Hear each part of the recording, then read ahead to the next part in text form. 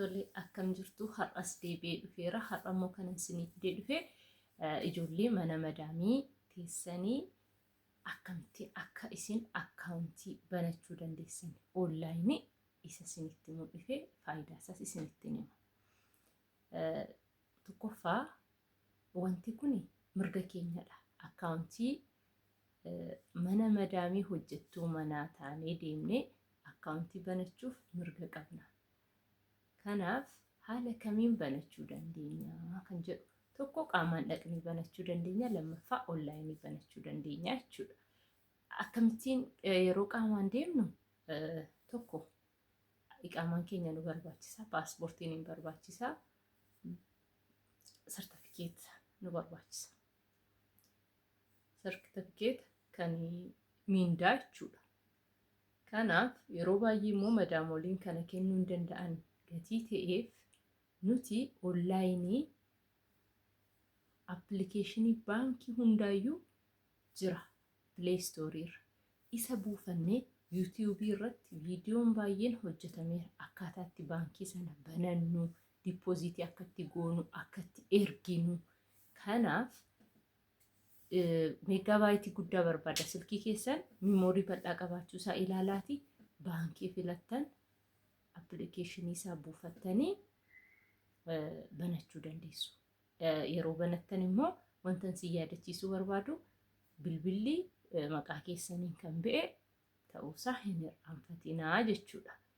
Kanaaf dippoozitii gochuun keessan immoo maal isin fayyada kan jedhu. Tokkoffaa yeroo nuni ji'aan birrii erginu hin beektu hawaalaan waggaa arraaf har'a jijjiirama hanga birrii 10 qaba. Dirhaama tokko irratti yookaan riyaala tokko irratti. Yoo amma biyya keenyatti akkaawuntii banannee dhufnee ji'aan akkaawuntii biyya keenyaa irratti gashina ta'e birrichi jijjiirama hin qabu. Isuma dhala qabu irratti yuutuu gashine waggaatti yoo tole birrii xinnoodha kan bu'u. 2,000 ol namaa hin bu'u. Kanaaf yoo nun as keenye garuu fakkeenyaaf waggaa arraa riyaalli 1,000 29 waan akkasiidhaan manazzaramaa ture. Har'a garuu hanga 39tti yerootti manazzaramaa jiru jira jechuudha.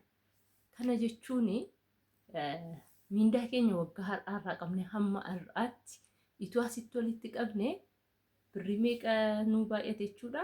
Birrii barreen gaddaa silaa 29 kan erguu dandeenyu ofuma bira kaa'u keenyaan barana 39 ergama gara birrii 120 buufannaa jechuudha. Akka waan qodaa binnee yookaan biyyaati lafa binnee ka'annee akka waan buufannee gurgurre jechuudha. Ta'a jechuudha birriin asitti walitti qabamu. Maaliif birriin ji'a tokko ji'a lama tokkoon bitu. Garuu akkasitti walitti qabne gaafa erginu yoo lafa ta'es lafa bituu danda'a. Manas yoo ta'e takkaatti mana ijaaruu danda'a. Garuu asirratti waan si yaadachiisuu barbaadu namaan ergitu taanaan jechuun hawaalaa taanaan takkaatti amantanii birrii guddaa akkasii hin laatina. Yeroo magashuu barbaadan har'a 3,000 yoo ergitan bor 3,000 jala jalaan dingata nyaatamuu gatii danda'uuf jechuudha. Ishee kanas asumaan si yaadachiisee darbaa. Haala kanaan akkaawuntii banattanii fayyadamuu dandeessu. Tokko birrii of bira harkatti qabachuun hiriyaanumti wajjiniin hojjennu yookaan nu jala hatamuu danda'a. Jarumtiyyuu inama naman hatamuu danda'a. Isin duraa baduu danda'a. Nama bira amaanaa jettan yeroo keessan namni isin nyaachuu danda'a. Gara biraa immoo tarii immoo ammas walii galteen madaamii fi isin gidduutti wal dhabdeen tarii yoo uumame na duraa hatteettis jedhamuu dandeessu. Kanaaf birrii keessan onlaayinii yoo kaa'attan adaraa tiraanisfarii na godhi yaa madaam. Baankii nageessi birrii konaa ergi kun hin jiru. Ofii keessan onlaayinii baankiidhaan yoo barbaadan tiraanisfar gochuu dandeessu. Nama hawaalaa isin erguttis yoo ta'e tiraanisfarii moobaayilii keessaniin godhachuu dandeessu. Adaraa ijoolleen mana madaamii jirtan yeroo hunda tiiktookii akkamitti barattan?